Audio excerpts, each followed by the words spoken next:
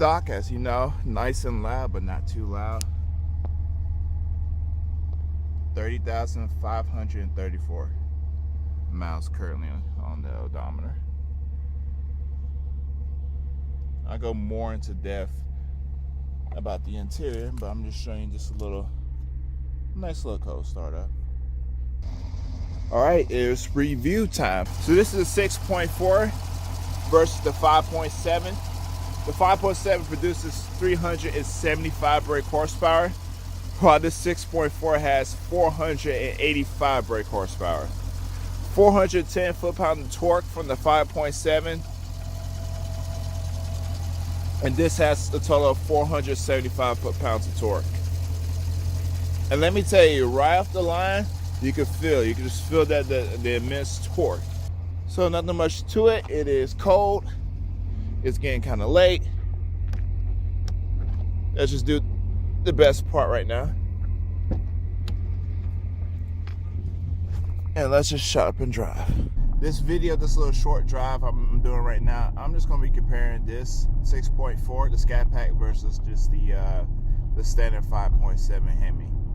Driving along, it automatically feels like the weight difference. The Scat Pack and the Challenger, even the Charger, feels so much heavier just than a regular 5.7 Hemi. The vehicle is also lowered down to the ground, which may cause some driveway issues or speed bump issues as well.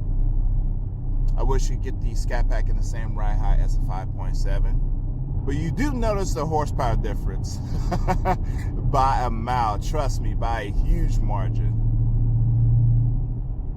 All right, so now I'm gonna drive underneath this tunnel. I'm gonna roll down the window just a little bit, and I'm gonna see if you guys can hear just the engine.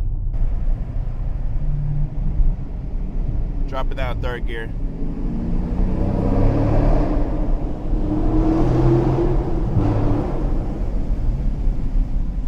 Yeah, that's a totally different engine. That is just a completely different monster than the 5.7. But yet again, I do stand. I mean, I prefer the 5.7 on the 6.4. While this engine is huge, louder, more powerful, and you can feel the difference, especially into the speed, for what you could do on the road legally, I just don't see the purpose of even having this. I mean, people look at the 6.4 as a great alternative to a Hellcat, but yet again, I hate to knock it down a notch again, but the 5.7 has a wonderful engine as well. The only downside about the 5.7 is it doesn't have great highway pickup speeds if you want to get up and go, if someone's really challenging you, in which I don't recommend. I'm just letting you know the 6.4 is where it's at for just like highway overtaking.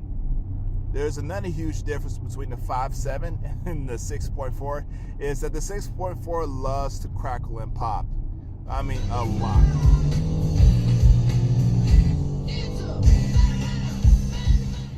Now, I keep making reference to the 5.7 versus the 6.4, in this case the Scat Pack, and saying how much I prefer the 5.7 if I were to daily the car. But there's no mistaking whatsoever, that car is a heck of a lot fun, more than a 5.7. So it's not like I'm contradicting myself, but I just can't see myself daily in this car as well.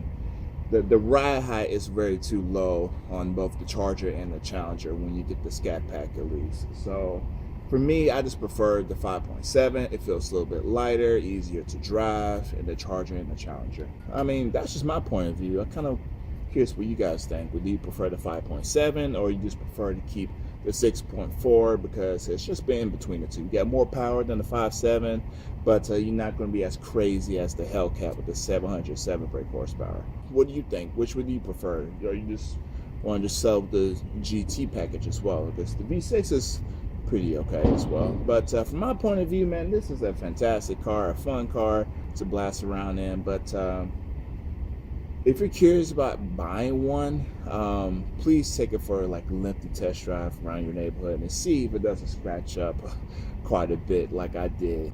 Thank you guys for watching my video.